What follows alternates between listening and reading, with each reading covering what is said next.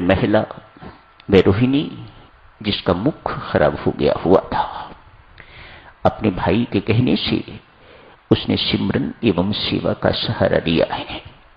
गुरु महाराज एक आश्रम बना रहे हैं, उसे वहां कहा है आने के लिए।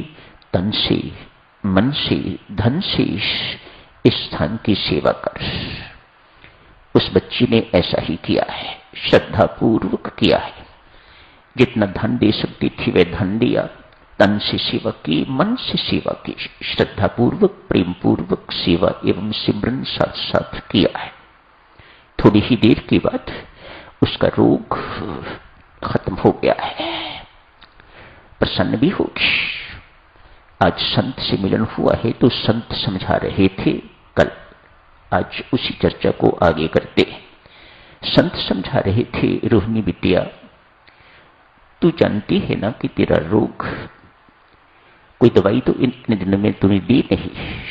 जितने दिन यहां पर तूने सेवा की है, सिमरन किया है, कोई दवाई लोकल एप्लीकेशन या कोई अंदर की दवाई खाई तो नहीं।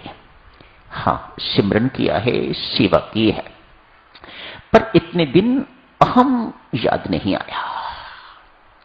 इतने दिन तेरा अहम जिसके कारण ये रोग था, तेरा अहंकार जिसके कारण ये रोग था, अहंकार था तो उसको ठेस लगती थी कि क्रोध भी उत्पन्न होता था। ईर्ष्यालु स्वभाव है तेरा।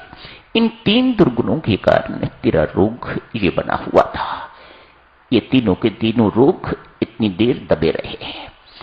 न अहंकार आया, न क्रोध, और न ही ईर्ष्यालु स्वभाव ही तो प्रयोग कर सके। इन कुछ महीनों में ये तीनों के तीनों दुर्गुण तेरे दबे रहे, तीनों के तीनों विकार तेरे दबे रहे और तेरा रोग भी खत्म हो गया। तो स्पष्ट है देवी, बिना दवाई रोग ठीक हुआ है, तो जो कारण थे रोग के वह कारण मिटे तो तेरा रोग ठीक हो गया। मेरी माताओं सज्जनों, ये रोग हैं दूर करने वाले। इन रोगों को दूर करने के लिए ही आप यहां आते हो। इन रोगों से दूर कैसे रहा जाए, इस विधि को सीखने के लिए ही और इस विधि को अपनाने के लिए ही यहां आते हो। शरीर के रोगों के लिए साधक डॉक्टर की जरूरत है, कोई शक नहीं। आप जाते हो, भागते भागते जाते हो, बड़े बड़े अस्पतालों में भी जाते हो, स्पेशलिटी हॉस्पिटल्स उनके यहां भी जाते हो, अपने शरीर के रोग ठीक करने के लिए। कोई बात नहीं है। संत महात्मा यहां स्पष्ट करते हैं, इन विकारों को दूर करने के लिए एक ही औषधि है और वह है राम नाम। सत्संगति के माध्यम से ये राम नाम की उपासना आपको सत्संगति प्रेरित करती है। इस उपासना के लिए इसीलिए आप यहां बैठे हुए हो। इस उपासना से ये विकार दूर होंगे, इस उपासना से ये रोग दूर होंगे। ये रोग डॉक्टरी इलाज से दूर नहीं होते। ये रोग डॉक्टर विशेषज्ञ जो हैं, जो स्पेशलिस्ट्स हैं, जो डिफरेंट स्पेशलिटीज हैं, उनके रोग ये दूर करने की उनके पास विधि नहीं है।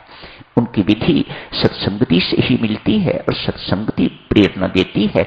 इस विधि को अपनाते रहिएगा। आप इस वक्त उसी विधि को अपना रहे हो, इसी विधि को आपने अपनाया है। अभी आपने अमृतवाणी का पाठ किया है, ये राम नाम उपासना की विधि है।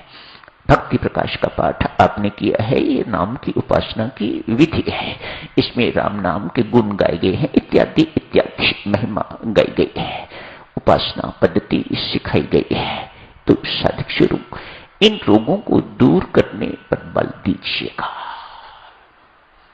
ये रोग दूर होंगे तो ही देवियों सज्जनों हम मुक्ति के अधिकारी बन पाएंगे। जीवन यात्रा तभी समाप्त होगी जब ये रोग खत्म होंगे, नहीं तो ये यात्रा, शरीर की यात्रा तो यहां खत्म हो जाएगी, आपकी यात्रा चलती रहेगी। आपकी यात्रा तभी समाप्त होगी जब ये रोग दूर होंगे जो हमारे पुण्य जन्मों का कारण है, नहीं तो ये जीवन की यात्रा सतत चलती रहेगी।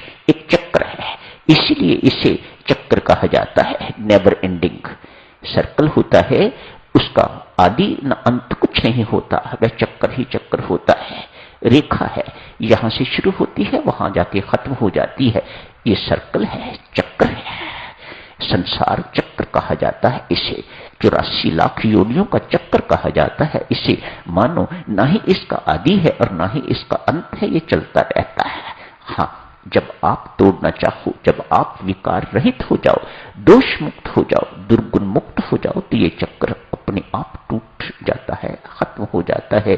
फिर जन्म नहीं लेना पड़ता, फिर ये मरण अंतिम मरण होता है, इसके बाद फिर कभी मरना नहीं होता। तो देवियों सज्जनों, इसी प्रार्थना के साथ चर्चा आगे की शुरू नहीं हो सकी, कल करेंगे चर्चा आगे की। ईर्ष्या के अंतर्गत आज यहीं समाप्त करने की इजाजत दीजिएगा। धन्यवाद।